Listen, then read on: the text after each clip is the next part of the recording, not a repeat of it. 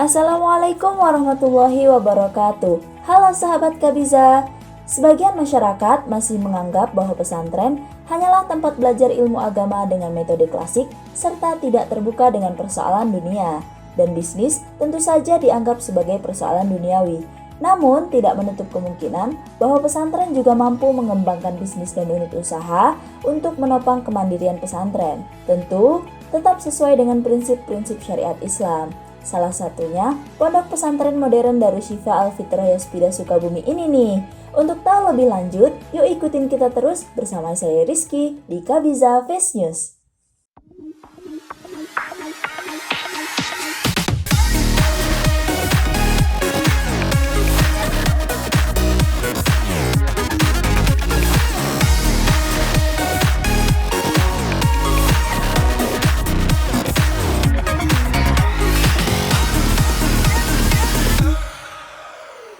Pesantren yang terletak di Jalan Parungseah, Desa Cipetir, Kecamatan Kadudampit, Kabupaten Sukabumi ini telah berdiri sejak tahun 2000.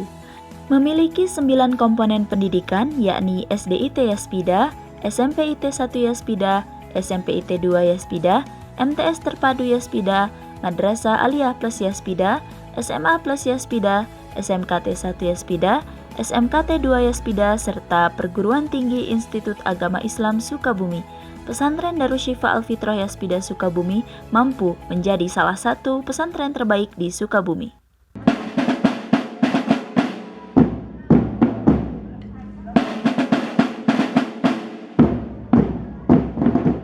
Assalamualaikum Bapak, kumaha damang? Waalaikumsalam warahmatullahi wabarakatuh. Alhamdulillah, sehat walafiat. Alhamdulillah. Boleh Bapak sebelumnya perkenalkan diri dulu kepada sahabat Kabiza yang ada di rumah? Boleh. Baik. Bismillahirrahmanirrahim. Assalamualaikum warahmatullahi wabarakatuh. Hamdan wa salaman wa ba'du. Terima kasih saya diberikan kesempatan untuk memperkenalkan diri saya. Nama saya Agus Budiman. Saya bergabung di Darushifa Al-Fitrah itu sebetulnya belum lama, sejak 2016. Kebetulan saya bergabung di sini untuk mengurus banyak hal. Di antaranya salah satunya adalah Darushifa Business Center. Baik. Nah langsung aja ya sahabat Kabiza, kita ngobrol-ngobrol aja nih sama Pak Agus Budiman. Baik Pak, sebelumnya apa sih yang melatar belakangi berdirinya unit-unit usaha yang ada di sini Pak? Oh baik. Jadi hari ini pondok pesantren ini kan dituntut untuk mandiri ya, didorong juga oleh pemerintah dalam hal ini Kemenag juga, kemudian koperasi juga. Iya. Jadi kita sendiri ada latar belakang, nama pondok kita adalah Yayasan Sosial Pendidikan Darushifa ya, Al-Fitrah. Nah, ini ada sosialnya. Kemudian kalau kata sosial berarti kan kita tidak profit oriented, tapi lebih kepada benefit, manfaat. Jadi kita mendirikan lembaga ini bagaimana manfaat untuk umat, sehingga kita meringankan biaya. Artinya setiap santri sekarang hanya dipungut 500.000 per bulan. Oh wow, Masya Allah. 500.000 per bulan, santri dapat makan 2 kali. Kalau makan 2 kali, 1 kali makan misalnya 7.500, itu sudah berarti 15.000 per hari. Kali 1 bulan berarti sudah 450.000. Sisanya 50.000 belum untuk listrik, belum untuk gaji guru, belum untuk maintenance gedung, ya kan? Nah, artinya di sini secara rasio kos ya per santri ini sangat-sangat jauh sekali dari ideal gitu lah. Nah, oleh karena itu kekurangannya dari mana? Harus dilakukan subsidi. Pertanyaannya subsidinya dari mana? Nah, berarti kita harus punya unit-unit usaha. Yang pertama unit usaha yang kita lihat pastinya melihat pasar terlebih dahulu ya. Pasarnya adalah santri di sini, karena di sini santri 4.300 jumlahnya alhamdulillah, dan tiap tahun terus bertambah karena Darushifa ini memang sengaja membuat atau membentuk atau membina dengan fasilitas-fasilitas supaya nyaman, seperti gedungnya ya, asramanya, artinya gedungnya gedung sekolahnya, asramanya, sarana olahraga, fasilitas bermain, ya kan, dan lain-lain kita lengkapi supaya mereka memang nyaman belajarnya di sini gitu lah. Nah, pasar ini kita coba melihat apa kebutuhan santri, kita siapkan.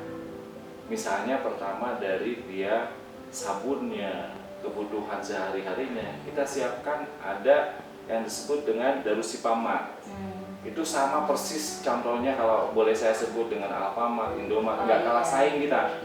Dari displaynya nanti bisa dilihat, dari displaynya, dari sistemnya ya, sehingga si santri itu nyaman dia berbelanja di sana. Nah, saat ini dari 8 Darussipamat yang ada, itu omsetnya sudah 1,5 miliar satu bulan. Sehingga itu profitnya nanti bisa mensubsidi daripada santri yang tadi notabene kosnya jomplang ya, nggak sampai ke kos ideal.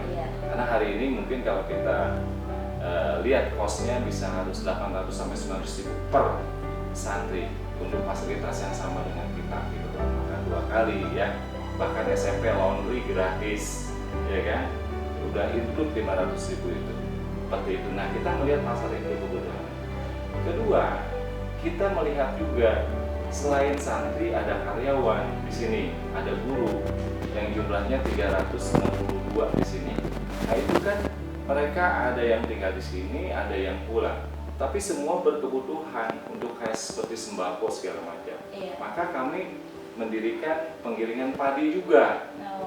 Yang padinya dari mana? Punya tanah Darussipa juga. Sehingga kita petik, kita giling di sini, selain untuk tadi makan santri, tidak beli, dan kita bisa menjual. Kita brand berasnya itu ada brand 43 namanya, dan penggilingan kita sudah sistem open, jadi tidak perlu harus panas terik matahari. Jadi musim hujan pun tetap produksi berjalan, karena sudah bisa dipanaskan di sana. Apalagi Sukabumi kayak gini ya Pak. Itu yang kedua, karena melihat pasar tadi ya, balik lagi setelah santrinya butuh, kita lihat kebutuhannya apa, kita siapkan juga. Lalu selain melihat karyawan, bagaimana sekarang kebutuhan yang pokok seperti air minum. Air minum itu kebutuhannya kan bukan hanya untuk santri, bukan hanya untuk guru, tapi masyarakat umum. Karena kalau kita lihat ini kan seperti menjanjikan lah pasar tentang bisnis air mineral dalam kemasan. Maka kita coba buat juga perusahaan atau pabrik air mineral. Itu sudah digarap dengan profesional, namanya PT Darussipa Hikmah Tirta, PT DHT. Bahkan itu berdiri dari tahun 2017, sekarang udah 2 pabrik. Satu pabrik ada di kita di utara sana, nanti kita bisa lihat sama-sama. Satu lagi ada di Bogor gitu lah. Oh, dan nyampe Bogor ya Pak? Iya, karena kalau air mineral ini kan bukan problem ya, tantangannya di distribusi. Semakin jauh akan semakin mahal ya kosnya, seperti itu. Maka kita coba cari pabrik yang bisa dekat dengan market kita, seperti itu ya. Nah, brandnya Lapida kita. Nah, itu yang unit usaha ketiga, yang itu ya. Jadi ada Darussipamat, ada penggilingan padi dengan brand 43, ada air mineral dalam kemasan. Lalu kita pun melihat potensi ya SDA, sumber daya alam di sini kan memenuhi syarat untuk kita usaha yang lain. Kita coba ke perikanan. Perikanan juga kita punya unit usaha perikanan. Di bawah sana ada 28 kolam. Karena santri juga pasarnya butuh untuk gizi yang bagus dari protein hewani, kita ambil salah satu karyawan yang sudah expert di bidang perikanan di dalam. Jadi kita tanam ikan juga, ikan untuk sayur. Bahkan dari perikanan kita kembangkan juga ke ikan hias. Kita punya yang disebut dengan Darussipa Istana Koi. Dan itu pasarnya menjanjikan gitu lah.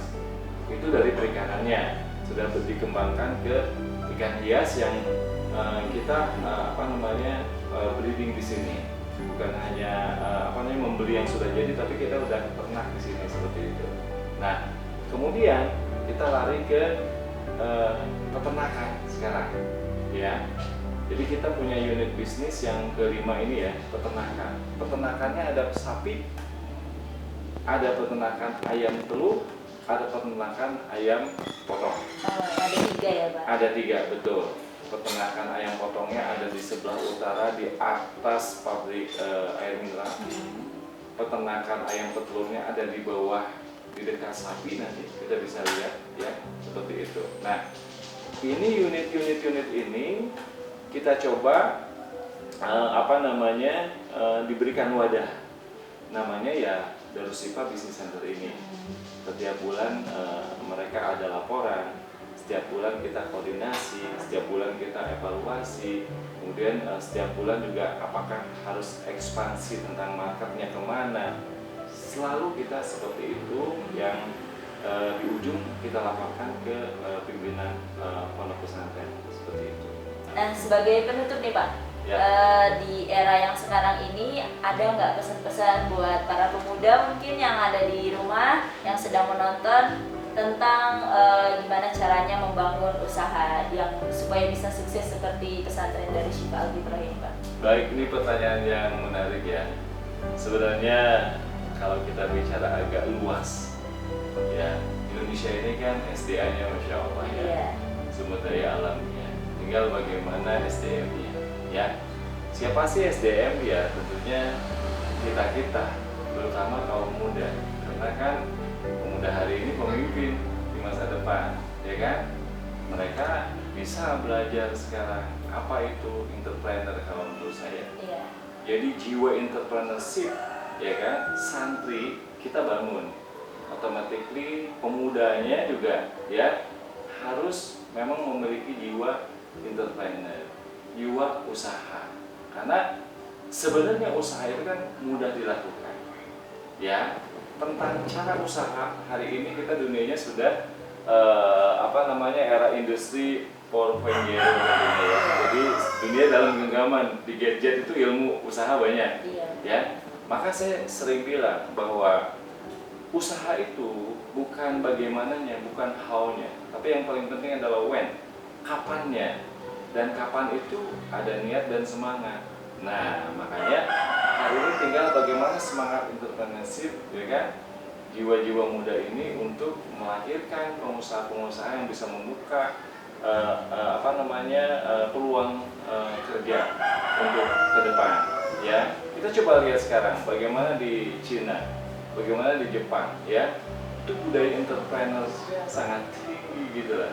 Sehingga kalau sudah kita punya mindset atau paradigma atau habit kita adalah entrepreneur, usaha-usaha, berarti yang kita pikirkan adalah produktif dong, ya. Kemudian yang kita ucapkan juga setiap hari kita berteman segala macam, punya barang apa, gue punya ini, itu produktif. Sehingga tindakannya mereka dia tindakan pengusaha gitu. Nah, saya yakin ini kalau sudah semua punya semangat ini, ya kan, semua punya jiwa ini, sehingga Indonesia budaya entrepreneurship itu akan maju. Baik. Itu ya. Begitu ya sahabat Gabiza, sangat luar biasa sekali wawancara dengan Direktur Bisnis Center dari Pondok Pesantren Darushifa Al-Fitrah Sukabumi. Terima kasih Bapak atas waktu yang sudah diluangkan. Semoga teman-teman mendapat banyak ilmu tentang dari wawancara kita hari ini. Sambutlah matahari, hiasi esok hari, temukan inspirasi di sini. Tunjukkan kita bisa meraih cita-cita, bersama wujudkan harapan di Gabiza.